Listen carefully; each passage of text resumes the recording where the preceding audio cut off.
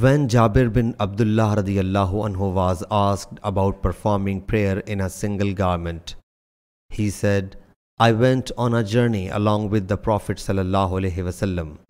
I during the night went to him for same reason and found him performing prayer. I had a single garment on my body and I wrapped it around myself and started performing prayer beside him. When I had performed the prayer, he sallallahu alaihi wasallam said, O Jabir, what brought you here at night? I notified him of my problem. When I finished, he said, what was it that I saw you being wrapped up with a garment? I submitted, it is a single garment, tight one.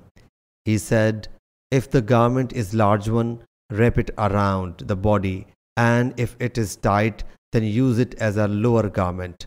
Sahih Bukhari, Hadith number 361.